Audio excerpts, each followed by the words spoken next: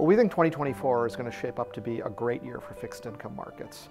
After back-to-back years where fixed income's disappointed a lot of end investors, conditions are now shaping up, along with valuations, where we think that the next 12 to 24 months presents an opportunity set that many investors had shied away from over the last same period of time.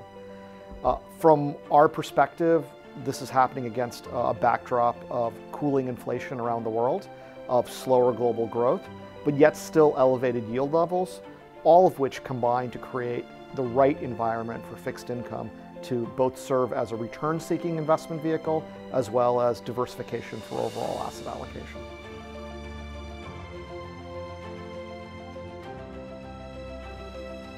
Sure, we consider this the late part of the cycle. That is the part of the cycle where the Federal Reserve has effectively ended or about to end its rate hiking program and its ability or its strategy of tightening monetary policy.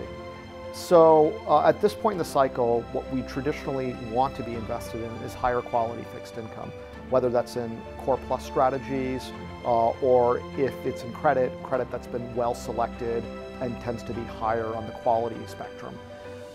Asset classes like agency MBS or securitized credit that's linked to a robust consumer balance sheet are ones where we think there's a lot of opportunities, and there's select opportunities among higher quality fixed income as well.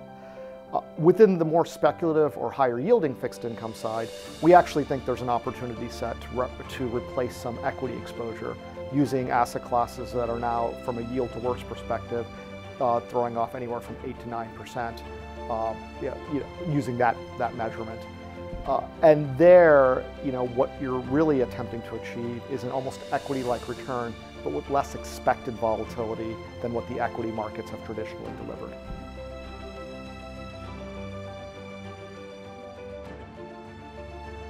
It's actually important to consider things like elections in both just your overall capital markets allocation, but particularly within fixed income.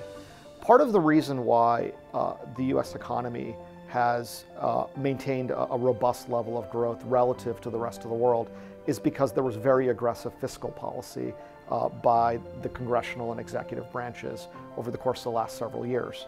As we enter an election cycle, it's really actually critical to watch the election dynamics, not just about what is likely to be the agenda of each candidate, but following the election, depending on the composition of Congress and the executive branch, will determine a lot of exactly what type of programs and what the composition of fiscal policy is likely to be. Given that it's been such a big driver during COVID and the years following COVID, any changes substantially to fiscal policy are likely to have follow-on effects into capital markets, but especially fixed income markets.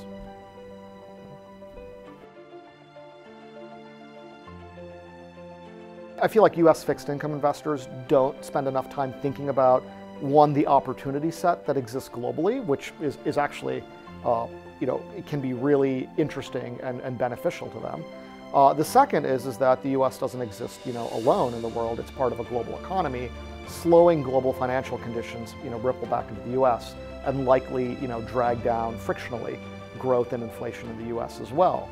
So we're already seeing, substantial weakness in Europe. We see some weakness in China. And in fact, the real sort of bright spots for growth to date have been the United States and Japan. And those two countries are not going to be able to remain unaffected by what's happening abroad.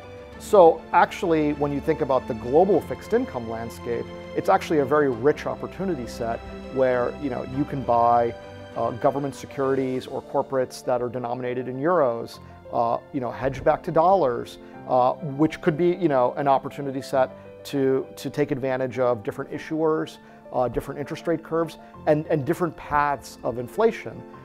And this actually gives you both diversification and return if you have what we call a skilled and active manager in that space.